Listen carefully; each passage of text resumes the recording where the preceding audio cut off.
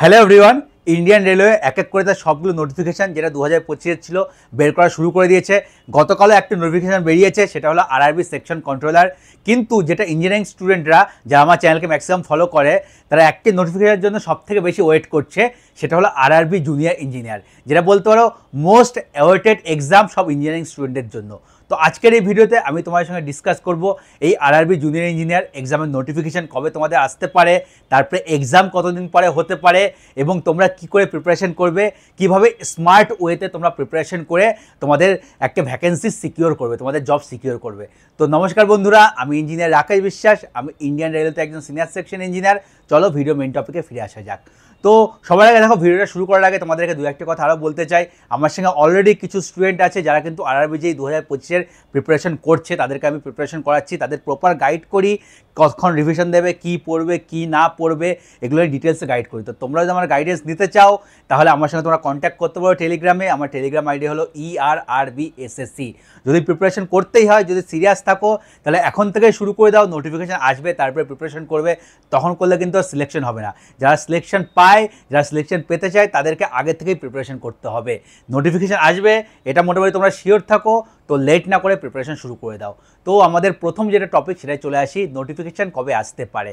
তো দেখো, নোটিফিকেশান কবে আসতে পারে এটা আমি কোনো তোমাদের এক্স্যাক্ট ডেট তো বলতে পারবো না, কারণ এক্স্যাক্ট ডেট রেলওয়ের কেউই জানে না, ঠিক আছে। আমি একটা অ্যাপ্রক্সিমেট ডেট আমার যেটা মনে হয় সেটা বলবো, ঠিক আছে। এটা কোনো হিডেন সোর্স নয়, হিডেন সোর্স থেকে কিছু পাইনি, ইন্টারনাল কোনো সোর্স থেকে কোনো বের করা ডাটা নয়। ইন্টারনাল সোর্স থেকে রেলওয়ে থেকে ওরকম ডাটা বের করে তোমাদেরকে বলতে পারে না। তো যেটা মোটামুটি আইডিয়া করা যাচ্ছে, সেটা থেকে আমি তোমাদেরকে বলতে পারি সেপ্টেম্বর এন্ডে হয়তো আসবে না, অক্টোবরের ফার্স্ট উইক থেকে অক্টোবরের এন্ড, তার মধ্যে নোটিফিকেশন আসার চান্স সবথেকে বেশি আছে। এটা আমার পার্সোনাল ওপিনিয়ন, এরকম কোনো লেখা নেই বা কোনো ইন্টারনাল সোর্স থেকে আমি কিন্তু বলছি না। কিন্তু তোমরা ধরে রাখো যে অক্টোবর মাসে তোমাদের নোটিফিকেশান চলে আসবে, অক্টোবরে লেট হয়তো করবে না। 95% চান্সেস আছে কি অক্টোবর মাসে তোমাদের নোটিফিকেশান চলে আসবে। হয়তো 50% চান্স আছে যে অক্টোবরের ফার্স্ট উইকের মধ্যেই, মানে দুর্গাপুজো কেটে গেলে তারপরে তোমাদের নোটিফিকেশানটা চলে আসতে পারে। চান্সটা মোটামুটি 50% উপরে আছে। না আসলেও 95% চান্স আছে অক্টোবর এন্ডের মধ্যে তোমাদের কিন্তু নোটিফিকেশান চলে আসবে। তো এই হলো নোটিফিকেশান চলে আসলো। তো খুব বেশি কিন্তু দিন আর বেঁচে নেই নোটিফিকেশান আসার। তোমরা যদি ধরতে হলো 30 থেকে 45 দিন তোমাদের বেঁচে আছে নোটিফিকেশান আসার, এটা আমার ধারণা অনুযায়ী। হতে পারে তারপরেও আসতে পারে, সেটা আমি তোমাদের গ্যারেন্টি কিছু দিচ্ছি না, কিন্তু যেটা আমার মনে হচ্ছে সেটা তোমাদেরকে বললাম। তো নোটিফিকেশান আসার পরে এক্সাম কবে হবে, কতদিন পরে হবে? নোটিফিকেশান আসার পরে জেনারেলি 1 মাস ধরে তোমাদের ফর্ম ফিল আপ চলবে, এবং CBT 1 যেটা এক্সাম হবে, তোমরা 4 থেকে 4.5 মাস মোটামুটি পাবে, তার আগে তোমাদের এক্সাম হবে না।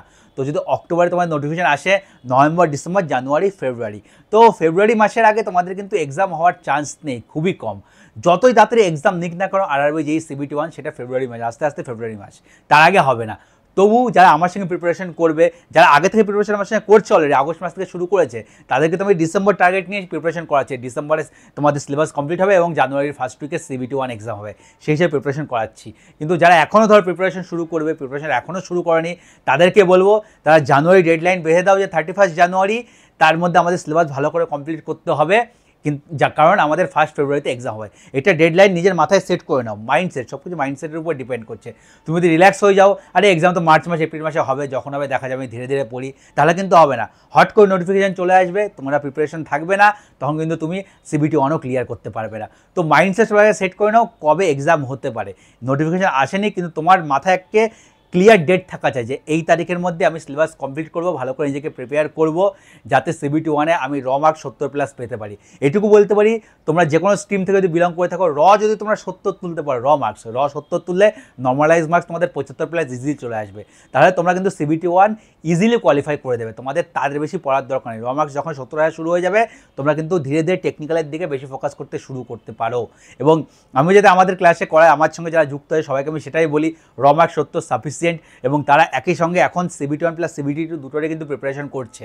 কারণ CBT 2 যেটা এক্সাম হবে, সেটা কিন্তু CBT 1 এক্সাম হওয়ার 2.5-3 মাসের মধ্যেও হয়ে গেলে হয়ে যেতে পারে। যেটা 2019-এ এক্সাম হয়েছিল, সেটা কিন্তু 3 মাসের মধ্যেই CBT 2 এক্সাম হয়েছিল CBT 1-এর। যেটা আমাদের 2024-এ হলো, সেটা একটু বেশি সময় পেয়েছে ছেলেমেয়েরা, 4.5 মাস মতো সময় পেয়েছিল।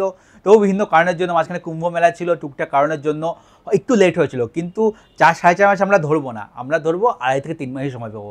আমরা কমটা ধরে প্রিপারেশন করব, বেশি হলে বেশি হবে, কোনো ক্ষতি নেই। কিন্তু বেশি 5 মাস ধরে প্রিপারেশন করলাম, 3 মাসের মধ্যে এক্সাম দিয়ে দিল, সেই কন্ডিশন আমরা নিজেদের কিন্তু আসতে দেবো না, বা তোমরাও নিজেদেরকে আসতে দিও না। প্রিপারেশন প্রথমে একেবারে পুরো ডেট ফিক্স করে করা আছে, এই তারিখের মধ্যে আমার এতটা সিলেবাস কমপ্লিট হবে, আমি এইভাবে রেডি হব। এবং CBT 2 কথা আরও কিছু আসি। CBT 2 টেকনিক্যাল এক্সাম মেনলি বলতে পারো, কারণ 150 নম্বরের মধ্যে 100 নম্বর হচ্ছে তোমাদের টেকনিক্যাল অ্যাবিলিটি চেক করা হবে। তাছাড়া দুটো যে আমাদের নন টেকনিক্যাল সাবজেক্টও আছে, একটা বেসিক অফ কম্পিউটার, ঠিক আছে, প্লাস আরেকটা basic of environment and pollution, এই দুটো ইঞ্জিনিয়ারিং সঙ্গে রিলেটেড। তো 120 নম্বর সম্পূর্ণ ইঞ্জিনিয়ারিংই বলতে পারো।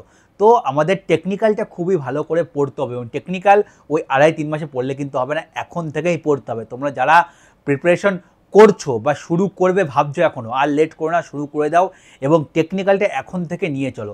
টেকনিক্যালটা কেমন করে পড়বে সেটা বিভিন্ন স্টুডেন্ট হয়ে যায়, বিভিন্ন তোমাদের স্ট্র্যাটেজি হতে পারে, সব স্টুডেন্টের স্ট্র্যাটেজি আলাদা। কারণ নন টেকনিক্যাল পোর্শনটা পুরো উইক থাকতে পারে, যে হয়তো টেস্ট দিয়ে 30-35 পাচ্ছে, তার ক্ষেত্রে স্ট্র্যাটেজি আলাদা। যে 45-50 পাচ্ছে নন টেকনিক্যাল এক্সাম দিয়ে, তার স্ট্র্যাটেজি আলাদা। যার নন টেকনিক্যাল অলরেডি স্ট্রং আছে, 65-70 অলরেডি র স্কোর পাচ্ছে, তার স্ট্র্যাটেজি কিন্তু আলাদা হবে। তো সবার স্ট্র্যাটেজি সমান না, তো তুমি কোথায় দাঁড়িয়ে আছো তার উপর ডিপেন্ড করে তোমার স্ট্র্যাটেজি। যদি তোমরা মানে স্ট্র্যাটেজি ওয়াইজ প্রপার তোমরা প্ল্যানিং করে প্রিপারেশন করতে যাও, তাহলে কিন্তু আমাকে কন্ট্যাক্ট করতে পারো। আমি তোমাদের টেলিগ্রাম আইডি ডিসক্রিপশনে দিয়ে দিয়েছি।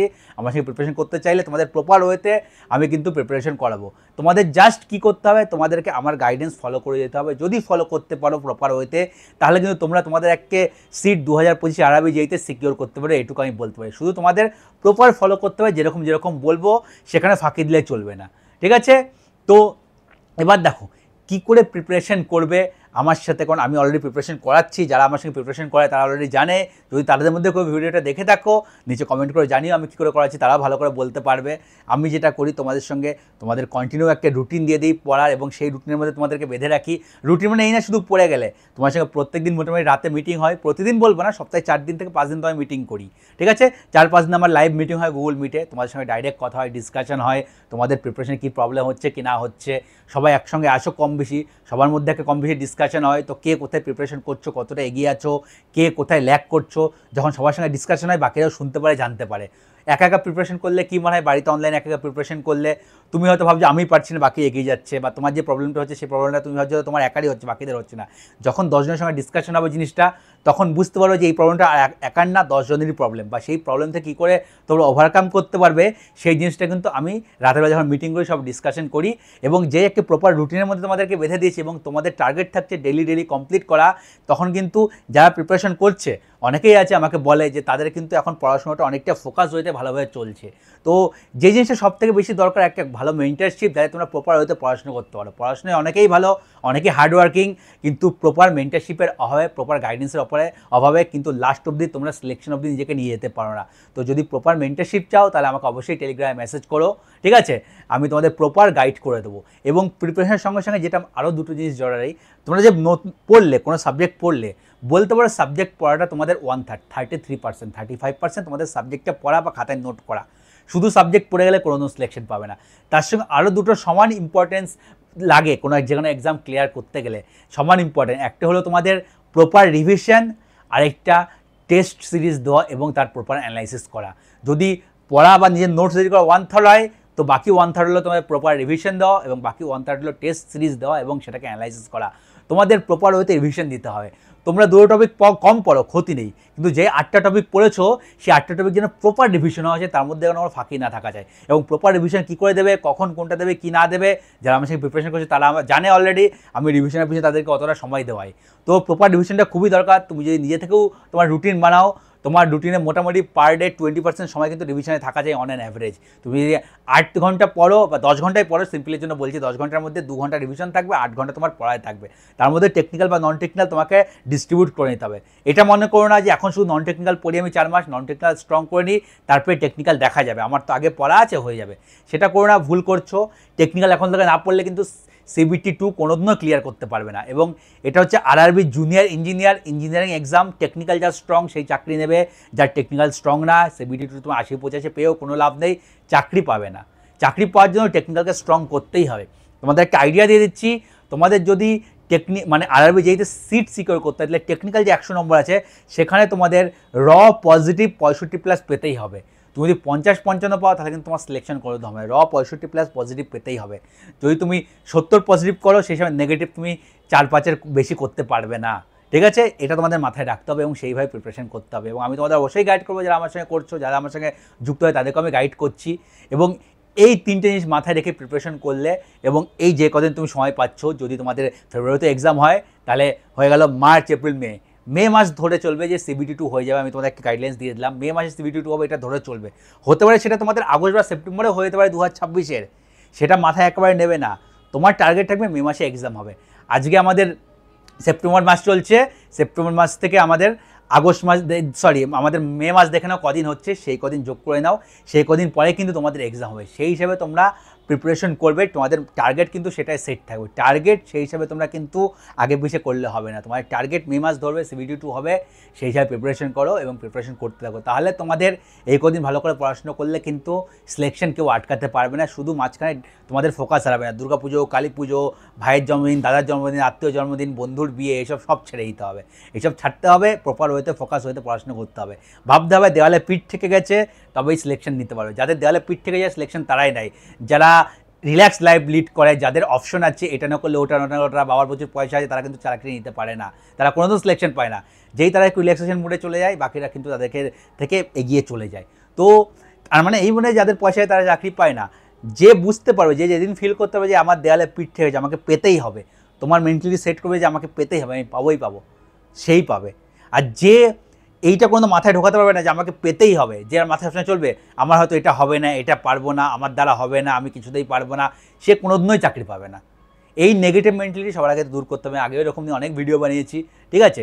তো ভিডিওটা এই কিছু ছিল, বেশি বড় করে লাভ নেই, তোমাদের এটুকুই বলার ছিল আরআরবি যেই সম্বন্ধে 2025 সম্বন্ধে। তো ভিডিওটা যদি আমাদের ভালো লেগে থাকে, হেল্পফুল মনে হয়ে থাকে, তাহলে ভিডিওটা অবশ্যই তোমার সঙ্গে বন্ধুদের সঙ্গে শেয়ার করো, ভিডিওটাকে অবশ্যই লাইক করো। কী জানতে চাও অন্যান্য টপিক সম্বন্ধে বা এই ভিডিও সম্বন্ধে কিছু জানার থাকলে নিচে কমেন্ট করে অবশ্যই জানাও। ভিডিও রিলেটেডই কমেন্ট করো বা আরআরবি যে রিলেটেড কমেন্ট করো, যাতে তোমাদের ভিডিও রিলেটেড জিনিসপত্র তোমাদের ইনকোয়ারিতে থাকে। ভুলভাল কিছু উল্টোপাল্টা জিনিস তোমরা জিজ্ঞাসা করো না, এটাই বলবো। সবসময় যখনই কোনো কমেন্ট করবে, জিজ্ঞাসা করবে, আমাদের ভিডিও রিলেটেডই সবসময় কমেন্ট করার চেষ্টা করবে, ঠিক আছে? তো ভিডিওটা আমি এখানেই শেষ করছি। খুব শিগগিরই নতুন একটা ভিডিওতে আমার তোমার সঙ্গে দেখা হচ্ছে। টাটা।